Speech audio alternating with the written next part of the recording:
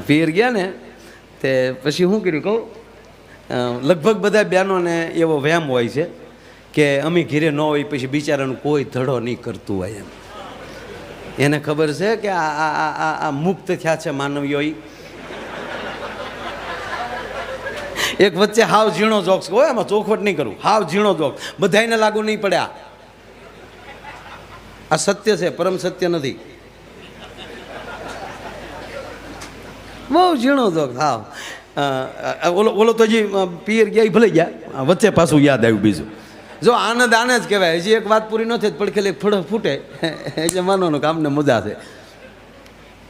એક ભાઈ આમ ગેટે ઊભેલા અને ભંગાર લેવાવાળો નીકળ્યો, અવાજ કરતો જતો હતો. આમ તો જો કે સોસાયટીમાં ફેરિયા આવે ને, એ ફેરિયા જે અવાજ કરતા હોય ને એ લગભગ બેનો જ સમજીએ કે આપણે કાંઈ સમજી જ ન હોય. કે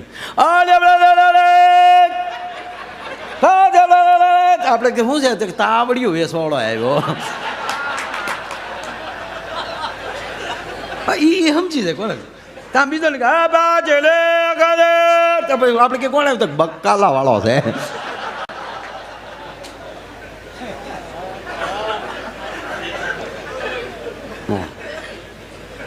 ને આજ નોખી હવાણ કરવાનો છે, કારણ કે વચ્ચે એકાદું વર્ષનું ડોળનું પડી ગયું હતું અને અત્યારે બાપુ સીધો દ્વારકાધીશના દર્શન કરીને જ અહીંયા આવ્યો છું. અને એને મેં કીધું પ્રોગ્રામમાં જાઓ, મને કે જા બટા લહેર કરાવી આય મારો બાપ લ્યો જા. મેં એને પૂછ્યું દ્વારકાવાળાને, મેં કીધું કારણ કે એને 8 રાણીઓ, પણ મંદિરમાં તો એકલો જ ઊભો હાવ. દ્વારકા જઈએ ને તો એકલો જ હાવ આમાં જ ઊભા. રૂખમણી આમ દરિયા કાંઠે રિહાઈને બેઠા, 8 બાયું પણ ભાઈ હોખ નહીં બિચારા. એટલે મેં ભગવાનને કીધું, મેં કીધું તમે એટલી બધી રાણીઓ શું કામ કરી? મને કે ભાઈ હું ક્યાંક વાંચી ગયો છો કે દરેકના પ્રગતિની પાછળ એની પત્નીનો હાથ હોય છે. એટલે પ્રગતિ કરાવતા કરાવતા વધતું ગયું ભાઈ બધું.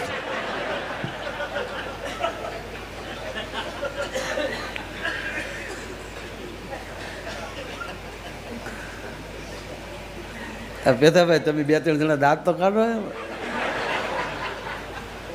ખરેખર.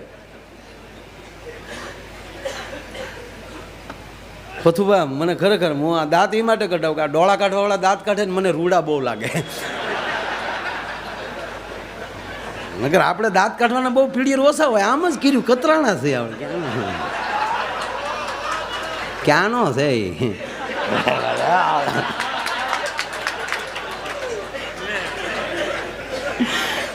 મારા, મને તમે દાંત કાઢો ને તો એમ થઈ જાય કે ઓળઘોળ થઈ જાવ તમારી માથે. બહુ જીવન ટૂંકું છે, લહેર કરી લેજો ભાઈ.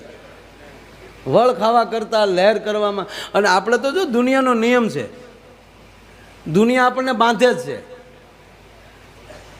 આપણે એમ કહે ને કે હાલો બેન આવ્યા હતા આટો દેવા, કાકા આવ્યા હતા આટો દેવા, મામા આવ્યા હતા આટો દેવા, બધા એક એક આટો દઈને બાંધતા જાય છે. કોઈ આટો ઉકેલવા આવતું નથી. આટો ઉકેલવા તમારો સદગુરુ જ આવશે છે, નહીં તો બધા આટા જ દે છે કે એક એક આટો દેતા જાય ને બાંધતા જાય છે. એટલે ઓલો ફાટક પાસે ઉભેલો, એમાં ભંગારવાળા છે કે ભાઈ ભંગાર, ઓલો કે અહીંયા આવે ભાઈ. એટલે ઓલો અહીંયા આવી ગયો, હું તાકે ભંગાર, ભંગાર તો એવું કંઈ નથી કે ભંગાર નથી તમારી ઘરે. ભંગાર પડ્યો, પણ એમાં એવું છે કે તમારા બેન પિયર ગયા છે શ્રાવણ મહિનો કરવા, અને એણે બધું મૂક્યું હોય એ અમને ખબર ન હોય. તો કેટલો સમય થયો મારા બેન ઘરે નથી કે ના, એ તો પિયર ગયા આટો ગયા. તો કેટલા સમય? ઝીણો જોક છો ભાઈ, શોખવટ નહીં કરું. કેટલો સમય થયો? તો મહિનો થઈ ગયો. 1 મહિનામાં 1 દી બાકી રહ્યો છું. 1 મહિનાથી મારા બેન ઘરે નથી કે ના, તક તો ખાલી બોટલ હોય એ આપો.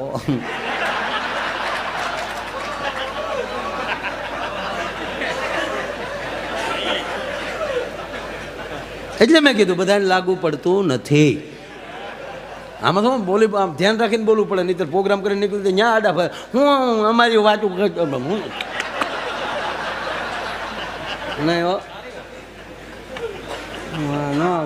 સાળો જ ન કરે તારો.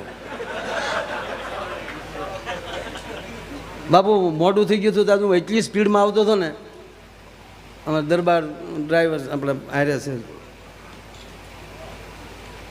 કૂતરું ભટકાણું, હું એટલું જ છું.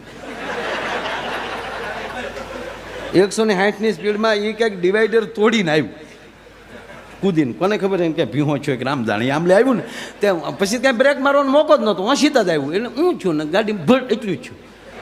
પાછળ બે ભાઈઓએ ગાડી મારી પાછળ ગાડી કરી અને જોગાનું જોગ આગળ પંચર પડ્યું. જે મેં ઊભા રહ્યા તો એ બે ગાડીવાળા આવીને મને કહે તમે આગતા હતા? હું તો છું હું. મને કંઈ કૂતરું ક્યાંય ગયું અમે ગોતી ગોતીને મેં ચડ્યું. મોક્ષ પામી ગયું. મારા મોક્ષ તો પામી ગયું પણ હવામાં ઉડી જ ગયું. હાવ એમથી ભાવથી વળ ખાધા વગર બેન ટૂંકમાં પિયર ગયા. એટલે બહેનોને એમ કે બિચારા આવી જ્યાં શું કરતા હશે ને કોણ એને જમાડતું હશે ને. તે સવારના પરમાં બેને ફોન કર્યો, હજી ઘૂઘું હૂતું થયું છે. તે બેને ફોન કર્યો તે અને કે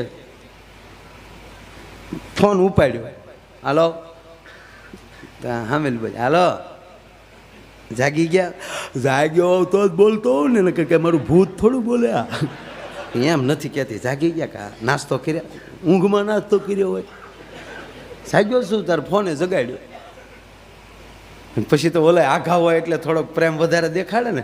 ગાંડી તો તું હોતો કાંઈક ભાખરી કે એવું કોઈ કરે, બાકી તો અગડે છોકરા ગાંઠિયા લઈ આવે તો ગાંઠિયા ખાઈ લેવું.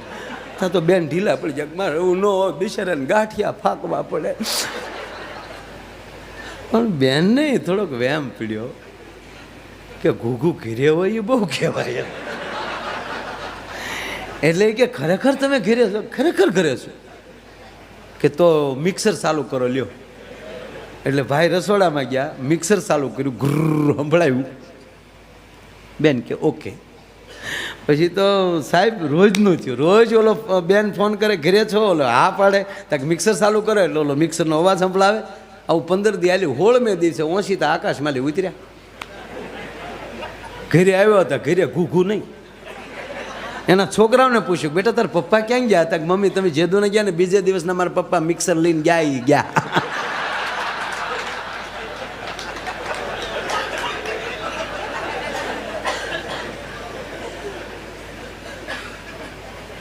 ભલે રામદેવજી મહારાજ યોગા કરે પણ આવે મંજીરા વગાડો ન વાગે બાપુ.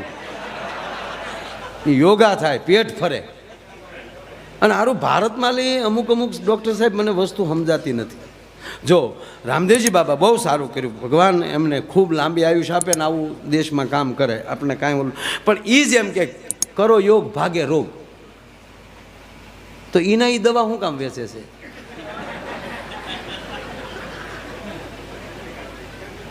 કમસે કમ દવાની પ્રોડક્ટનું તો બીજી કંપનીનું નામ રાખ્યું હોત એણે.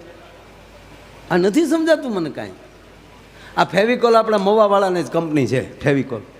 આખી દુનિયા ફેવિકોલથી સાહેબ સોટે, એનું ને ઢાંકણું નથી સોટતું. બોલો લ્યો હું કરવું, હું મારે હું કરવું કે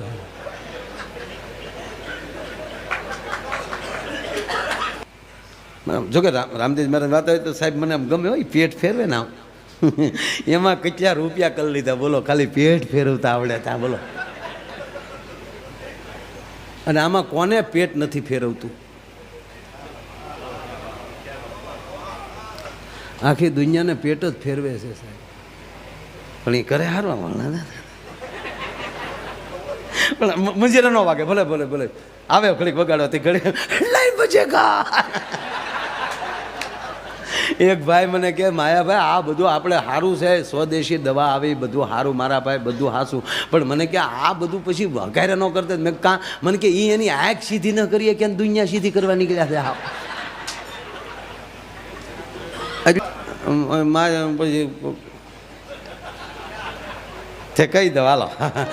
હા આમાં શું થાય? એક વાત કરી તો ભાજપવાળા રાજી થાય, એક વાત કરી તો કોંગ્રેસવાળા રાજી થાય. મારે કરવું શું આમ? અને આજ બધા અહીંયા તો બધા બેઠા હોય. ગાંધી બાપુની હકીકત એની આત્મા એની કથામાં છે લખેલું. ગાંધી બાપુ, વલ્લભભાઈ પટેલ અને જવાહર બાપુ બધા ભેગા બેઠા.